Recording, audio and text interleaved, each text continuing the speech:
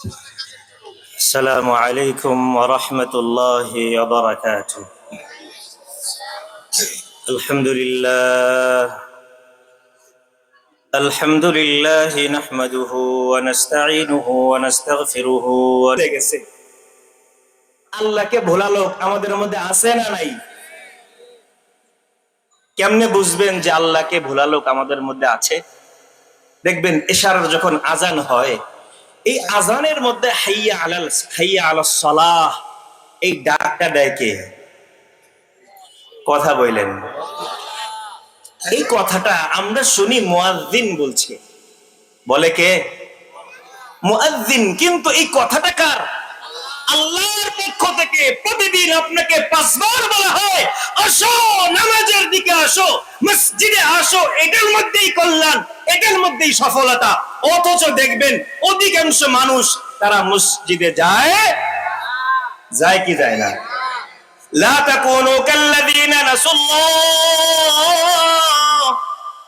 আল্লাহকে যারা ভুলে গেছে ওই মানুষদের মতো হয়েও না। লা তাকুনু কাল্লাযীনা নাসুল্লাহ, যদি আল্লাহকে তুমি ভুলে থাকো, আল্লাহর হুকুম পালন করা যদি তুমি ভুলে থাকো, ফাআনসাহুম আনফুসাহুম, ওই মানুষ যারা আল্লাহকে ভুলে থাকে আল্লাহ তাদের নিজেদেরকেই ভুলায় দেন। নিজেদেরকে কেমনে ভুলে? আমি যে আল্লাহর বিধান না মেনে জাহান্নামে জ্বলার জন্য নিজেকে তৈরি করছি, এই ফিকিরই তারা থাকে না। কথা বুঝতেছেন? ওয়ালা তাকুনু কাল্লাযীনা নাসুল্লাহ ফাআনসাহুম আনফুসাহুম উলাইকা হুমুল ফাসিকুন লা ইস্তাওয়ি আসহাবুন নারি ওয়া আসহাবুল জান্নাহ, যারা জান্নাতে যাবে আর যারা জাহান্নামে যাবে এই দুই গ্রুপ কখনো এক হতে পারে না। এই মানুষদের মধ্যে অনেক পার্থক্য আছে। আসহাবুল জান্নাতি হুমুল ফাইজুন, যারা জান্নাত পেয়ে যাবে কিয়ামতের ময়দানে, যেই মানুষটার জন্য জান্নাতের বরাদ্দ হয়ে যাবে, আল্লাহ বলেন এই মানুষগুলো হলো সফল কাম, এই মানুষগুলোই সফল কাম। আসহাবুল জান্নাতি হুমুল ফাইজুন, যারা জান্নাতে যাবে সফল একমাত্র সে। এখন যদি পৃথিবীর শ্রেষ্ঠ ধনী ওই ব্যক্তি জান্নাত না পায়, সফল না ব্যর্থ? সফল না ব্যর্থ? যদি এলাকার চেয়ারম্যান সাহেব জান্নাত না পায়, সফল না ব্যর্থ? ইঞ্জিনিয়ার সাহেব জান্নাত না পাইলে সফল না ব্যর্থ? যদি এলাকার সবচেয়ে বড় ধনী মানুষটা, এলাকার সবচেয়ে ধনী মানুষটা, এলাকার সবচেয়ে সম্মানিত মানুষটা, এই মানুষটা যদি জান্নাত না পায়, সফল না ব্যর্থ? এবার একটু চোখটা বন্ধ করে নিজেকে প্রশ্ন করেন, আমি কোথায় যাচ্ছি? আমি যাচ্ছি কোথায়? আমি কি জান্নাতে যাচ্ছি না জাহান্নামে যাচ্ছি? আমি আমার বাসস্থান, আমি আমার আজীবন যেখানে থাকতে হবে, চিরকাল যেখানে থাকতে হবে, যে সময়ের কোনো শেষ নাই, শুরু হবে আর কোনো শেষ নাই, এই সময় আমি থাকবো কোন জায়গায়, জান্নাতে না জাহান্নামে? নিজেকে প্রশ্ন করেন, নিজেকে প্রশ্ন করেন। আমি যে আজকের এশারের নামাজটা পড়ি নাই, আমি মাগরিবের নামাজটা পড়ি নাই, আসরের নামাজটা পড়লাম না, যোহর ফজর কেটে গেল, আমি কোনো খবরই রাখলাম না, মসজিদে গেলাম না, বাড়িতেও পড়লাম না, কাযাটাও আদায় করলাম না, আমি কি আসলে জান্নাতি না জাহান্নামী? নিজেকে প্রশ্ন করেন, নিজেকে প্রশ্ন করেন। মাহফিল তো কত শুনলেন জীবনে, একটু মাহফিল থেকে কিছু উপকার হাসিল করার চেষ্টা করেন, মাহফিল থেকে কিছু নিয়ে যাওয়ার চেষ্টা করেন। গান শুনলাম, গজল শুনলাম, বিপ্লবী আলোচনা শুনলাম, মজা লাগলো। এটা কি মজার জিনিস ভাই? এটা মজার জিনিস? মজার জিনিস, এটা গ্রহণ করার জিনিস, নিয়ে যাওয়ার জিনিস, আমল করার জিনিস, নিজের জীবনকে পরিবর্তন করার জিনিস। সাহাবা একরাম যেভাবে চলেছেন, কোরআন শুনেছেন, সাথে সাথে মেনেছেন, এইভাবে আমারও মেনে চলার জিনিস। মানতে পারবো ইনশাআল্লাহ? আলোচনা বেঁধে দিয়েছে একেবারে কম সময়, বাকি কয়েকটা কথা বলবো, খুবই গুরুত্বপূর্ণ। ইনশাআল্লাহ একটু আমল করার চেষ্টা করা যাবে তো? সফল কারা? যারা জান্নাত পাবে। ব্যর্থ কারা? যারা জাহান্নাম পাবে। ঠিক কিনা? আল্লাহ তাআলা বলেন, قد أفلح المؤمنون الذين هم في صلاتهم خاشعون। এই আয়াতগুলো বাসায় গিয়ে একটু তরজমা করে নিন, সূরাতুল মুমিনুন, যেহেতু সময় কম। এরপরে আল্লাহ তাআলা বলেন, উলাইকা হুমুল ওয়ারিসুন। যারা নামাজের মধ্যে খুশু খুদু ঠিক থাকে, যারা নামাজ ঠিক মতো পড়ে, যাকাত ঠিক মতো আদায় করে, ফরজ তাদের লজ্জাস্থানকে তারা হেফাজত করে, এই সমস্ত মানুষ যারা যাকাত আদায় করে, আমানতের খেয়ানত করে না, এইগুলো ঠিক মতো করে, এই মানুষরা হলো উলাইকা হুমুল ওয়ারিসুন আল্লাযীনা ইয়ারিসুনাল ফিরদাউস হুম ফিহা খালিদুন। এই মানুষগুলো যারা সৎ কাজ করে, ভালো কাজ করে, নামাজ পড়ে, রোজা রাখে, হজ করে, যাকাত দেয়, এই মানুষগুলো আমানতের খেয়ানত যারা করে না, এই মানুষগুলো জান্নাতের উত্তরাধিকারী হবে, জান্নাতের ওয়ারিস হবে। পারা যাবে ইনশাআল্লাহ। যদি আজকের এই মজমার মধ্যে, কত কষ্ট করে আপনারা বসে আছেন, অনেক শীত, এই মজমার মধ্যে যদি জীবনের একটা সিদ্ধান্ত আপনি নিতে পারেন, জীবনে যা করেছি করেছি, যা এখন থেকে কোরআনই আমার সংবিধান, কোরআনই একমাত্র আমার চলার পথ, কোরআন অনুযায়ী চলবো, সুন্নাত মোতাবেকই চলবো, এই অঙ্গীকার করা যাবে কিনা? আস্তে না জোরে? পারবেন ইনশাআল্লাহ। আসেন আর কয়েকটা আয়াত শুনি। পরের আয়াতের মধ্যে আল্লাহ তাআলা বলেন, লাতুবলাউন্না ফি আমওয়ালিকুম ওয়া আনফুসিকুম, লাতুবলাউন্না ফি আমওয়ালিকুম ওয়া আনফুসিকুম ওয়া লাতাসমাউন্না মিনাল্লাযীনা উতুল কিতাবা মিন ক্বাবলিকুম ওয়া মিনাল্লাযীনা আশরাকু আযান কাসীরা ওয়া ইন তাসবিরু ওয়া তাত্তাকু ফাইন্না যালিকা মিন আজমিল উমুর। দুনিয়ার মধ্যে আল্লাহ মানুষ এমনি এমনি বানান নাই। আয়াহসাবুল ইনসান আই ইউতরাকা সুদা, মানুষ কি চিন্তা করেছে, ধারণা করেছে এমনি এমনি ছেড়ে দেওয়া হবে? আম হাসিবতুম আন তাদখুলুল জান্নাতা ওয়ালাম্মা ইয়ালামিল্লাহু আল্লাযীনা জাহাদু মিনকুম। আল্লাহ তাআলা বলেন, তোমরা কি ধারণা করেছো জান্নাতের আলোচনা শুনলা আর জান্নাত পেয়ে গেলা? এত সহজ না, এত সহজ না। জান্নাত পাওয়া এত সহজ না। আল্লাহ বলেন, লাতুবলাউন্না ফি আমওয়ালিকুম ওয়া আনফুসিকুম, আমি তোমাদেরকে পরীক্ষা করব তোমাদের জান এবং মালের মধ্যে। পরীক্ষা কোথায়? জান এবং মালে। লাতুবলাউন্না ফি আমওয়ালিকুম ওয়া আনফুসিকুম ওয়া লাতাসমাউন্না মিনাল্লাযীনা উতুল কিতাবা মিন ক্বাবলিকুম ওয়া মিনাল্লাযীনা আশরাকু আযান কাসীরা। দুইটা গোষ্ঠীর লোক আছে এমন, যেই দুই গোষ্ঠীর মানুষ তোমাদেরকে কষ্টের কথা শোনাবে। ওয়ালা তাসমাউন্না মিনাল্লাযীনা উতুল কিতাবা মিন ক্বাবলিকুম ওয়া মিনাল্লাযীনা আশরাকু আযান কাসীরা। আল্লাহ বলেন, যারা ইহুদি খ্রিস্টান আছে এবং যারা মুশরিক আছে, কয় গ্রুপ? দুইটা গ্রুপ। এটা মনে রাখার চেষ্টা করতে হবে আলোচনা। ইহুদি খ্রিস্টান যারা আছে, এরা তোমাদেরকে কষ্টের কথা শোনাবে, তোমাদেরকে বলবে ফিলিস্তিন থেকে সব মানুষকে বের করে দেওয়া হবে। কষ্ট লাগে কিনা যখন আপনারা শুনেন ফিলিস্তিনের ভাই বোনদেরকে সবাইকে শেষ করে ফেলতেছে, সবাইকে মেরে ফেলবে, সবাইকে ফিলিস্তিন থেকে বের করে দিবে, ফিলিস্তিন তারা দখল করে রাখবে? কষ্ট লাগে কি লাগে না? ওয়ালা তাসমাউন্না মিনাল্লাযীনা উতুল কিতাবা মিন ক্বাবলিকুম ওয়া মিনাল্লাযীনা আশরাকু আযান কাসীরা। কষ্টের কথা আসবে। আবার দেখবেন সিরিয়ার মধ্যে মুসলমানরা, আল্লাহর প্রিয় বান্দাগুলো সিরিয়া থেকে জালিমকে হটায় দিয়েছে। এমন সময় দেখবেন সিরিয়ার এক পাশ দিয়ে ওই জালেমরা, ইহুদিরা, ওই খ্রিস্টানরা আবার সিরিয়া দখল করার পায়তারা করতেছে। কষ্ট লাগে কি লাগে না? তারা তোমাদেরকে কষ্টের কথা শোনাবে, কিন্তু কোরআন আর হাদিস তোমাদেরকে সুসংবাদ শোনায়। কিসের সুসংবাদ শোনায়? আল্লাহর নবী সাল্লাল্লাহু আলাইহি ওয়াসাল্লাম বলেন, আল্লাহুম্মা বারিক লানা ফি শামিনা ওয়া ফি ইয়ামানিনা। আল্লাহর নবী বলেন, আল্লাহ আপনি আমাদের শামের মধ্যে বরকত দিয়ে দেন, ইয়ামানের মধ্যে বরকত দিয়ে দেন। শামের মধ্যে বরকত দেন, ইয়ামানের মধ্যে বরকত দেন। কিছু মানুষ আল্লাহর নবীর সামনে ছিল, আল্লাহর নবীকে তারা বলে ক্বালু ওয়া ফি নাজদিনা, ইয়া রাসূলুল্লাহ আপনি দোয়া করেন নাজদের মধ্যে যেন আল্লাহ বরকত দিয়ে দেন। আল্লাহর নবী বলেন আল্লাহুম্মা বারিক লানা ফি শামিনা ওয়া ফি ইয়ামানিনা, আল্লাহ আমাদের শামের মধ্যে বরকত দেন, ইয়ামানের মধ্যে বরকত দেন। আল্লাহর নবী দোয়া করার পরে সাহাবারা আবার বলে ফি নাজদিনা, আল্লাহর নবী বলেন ফাইন্না ফিহা সালাসিল ওয়াল ফিতান। আল্লাহর নবী নজদের জন্য দোয়া করে নাই, আল্লাহর নবী বাংলাদেশের জন্য দোয়া করে নাই, দোয়া করেছেন শামের জন্য, সিরিয়ার জন্য আর ইয়ামানের জন্য।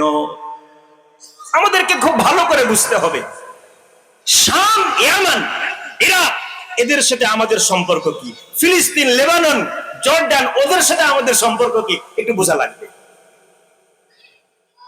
আলোচনা সংক্ষেপ করে দেবো ইনশাআল্লাহ। কি সম্পর্ক আমাদের?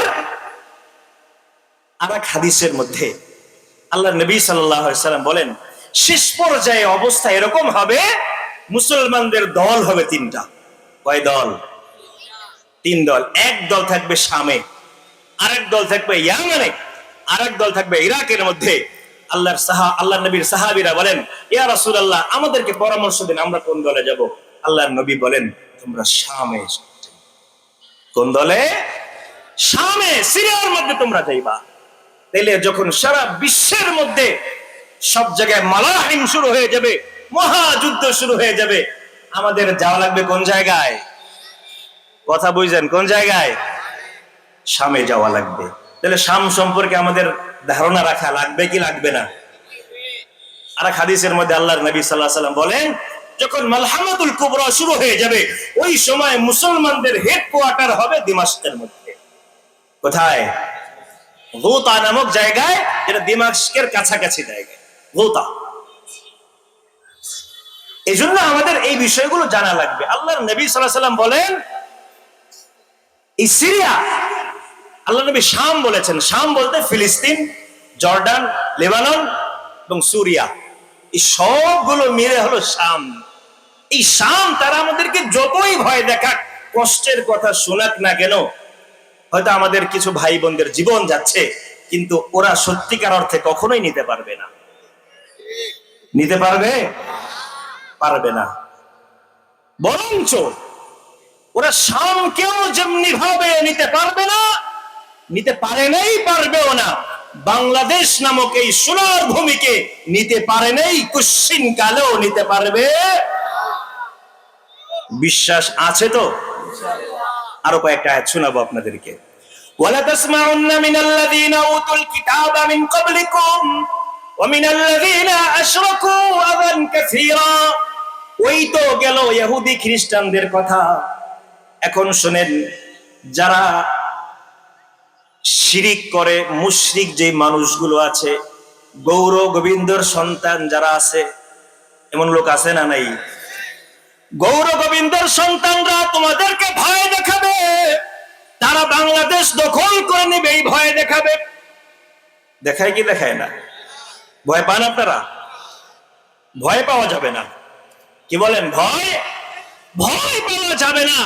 মুসলমান কখনো ভয় পায় না। আল্লাহ বলেন শোনো, তোমরা ভয় পেয়ে কি লাভ? তোমাদের জন্য আমি এমন এক স্পেশাল ব্যবস্থা করে রেখেছি।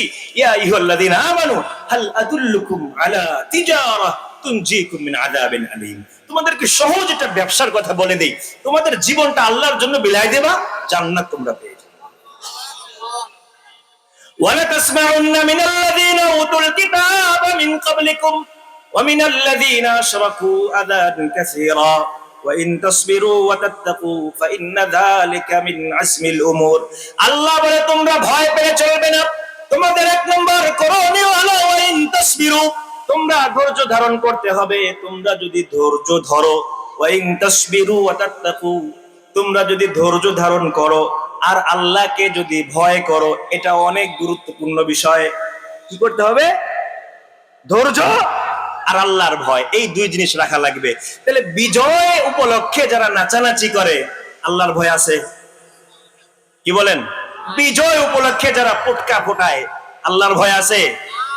বরং বিজয় উপলক্ষে আমাদের আলহামদুলিল্লাহ পড়া লাগবে। কোরআনের খতম করা লাগবে, ঠিক কি না? ওয়া ইন তাসবিরু ওয়া তাত্তাকু ফাইন্না যালিকা মিন আসমিল উমুর। আল্লাহ বলেন, ইয়া আইয়ুহাল্লাযীনা আমানু ইসবিরু ওয়া সাবিরু ওয়া রাবিতু ওয়াত্তাকুল্লাহা লাআল্লাকুম তুফলিহুন। ও মুমিনের দল, তোমরা শোনো, ইসবিরু, তোমরা ধৈর্য ধারণ করবা। ওরা যদি তোমাদেরকে হত্যা করে, ওরা যদি তোমাদের বিরুদ্ধে যুদ্ধেও নেমে যায়, তোমরা ধৈর্য ধারণ করবা। ওয়া সাবিরু, এবং তোমরাও তাদের বিরুদ্ধে যুদ্ধে অবতীর্ণ হয়ে একজন আরেকজনের সাথে যে কষ্ট হবে যুদ্ধ করতে, এই যুদ্ধে তোমরা ধৈর্য ধারণ করবা, শহরী অবস্থায় থাকবা। অরাবিতু, এক হলো তোমরা ধৈর্য ধরবে, অরাবিতু, তোমরা সজাগ দৃষ্টি রাখা লাগবে। কি রাখা লাগবে? আমরা যে স্বাধীন হয়ে গেছি, আমাদের স্বাধীনতার এই আনন্দ আমাদেরকে যেন বাস্তবতা ভুলায় না দেয়। কথা বুঝতেছেন? অরাবিতু, সজাগ দৃষ্টি রাখবে, বরঞ্চ তোমরা পাহারা দিবে। পাহারা দিয়ে দিয়ে তোমার এই ভূমিকে, তোমার এই ইসলামকে, কোরআনকে হেফাজত করবে। যদি তুমি তোমার এই ভূমিকে, তোমার ইসলাম কোরআনকে তুমি যদি পাহারা দিয়ে দিয়ে হেফাজত করো, তাহলে তোমার জন্য কি ফজিলত। আল্লাহর নবী হাদিসে বলেন, আইনান লা তামাসসুহুমান নার, দুইটা চোখ এমন আছে যেই চোখ দুইটাকে জাহান্নাম কখনো পোড়াবে না। কয় চোখ? দুইটা চোখ এমন আছে, দুই ব্যক্তির চোখ এমন আছে যেই দুই ব্যক্তির চোখ জাহান্নামে জ্বলবে না। আইনুন বাকাত মিন খাশিয়াতিল্লাহ, এক ব্যক্তি, ওই ব্যক্তি যেই ব্যক্তির চোখ আল্লাহর ভয়ে কাঁদে, একা একা যখন হয়, নিরিবিলি নিরালায় যখন যায়, আল্লাহকে স্মরণ করে আর চোখ দিয়ে পানি পড়ে।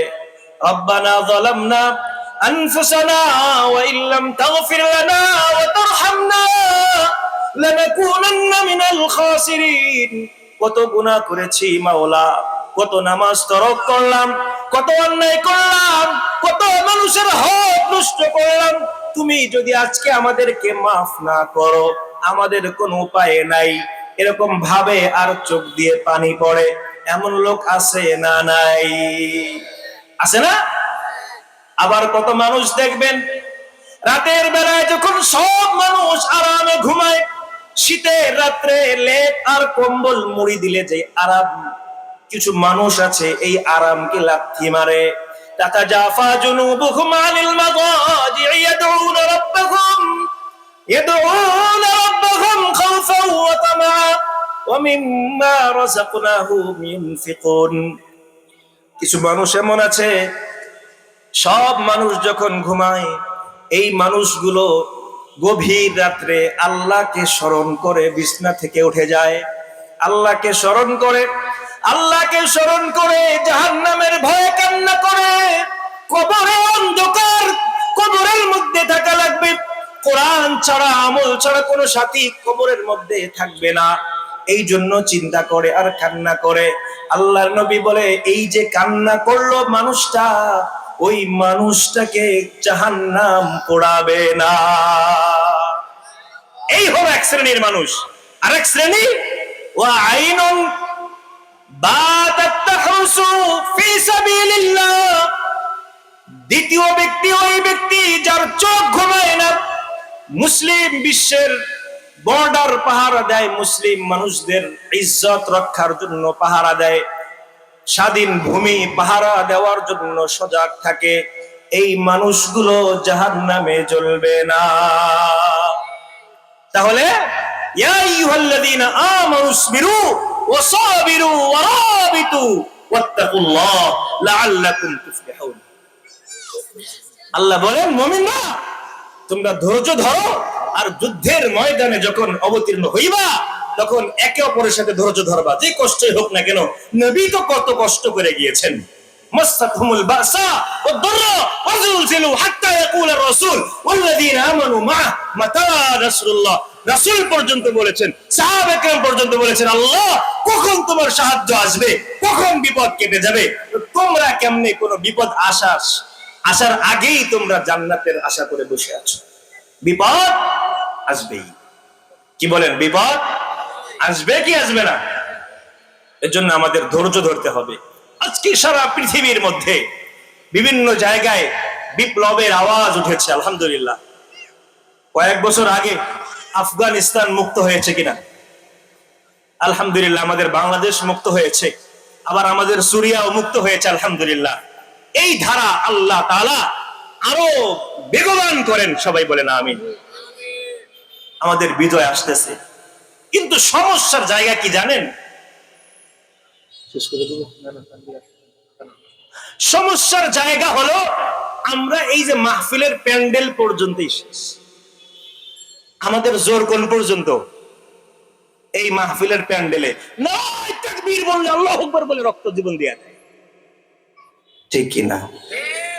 কিন্তু যদি বলা হয় ফালইউকাতিল ফি সাবিলিল্লাহ লা তুকাল্লিফু ইল্লা নাফসাকা ওয়া হাররিদিল মুমিনিন, আল্লাহর নবীকে গালি দিয়েছে, কোরআনের অবমাননা হয়েছে, আল্লাহকে গালি দিয়েছে, আসো ময়দানে তোমরা ঝাঁপিয়ে পড়ো, জীবন দাও, রক্ত দাও, একজনকে পাওয়া যায়? এজন্য আল্লাহর নবী সাল্লাল্লাহু আলাইহি ওয়াসাল্লাম একবার সাহাবাদেরকে বলছেন, ইউশিকুল উমাম আন তাদা আলাইকুম কামা তাদা আল আকলাতু ইলা তাসআতিহা।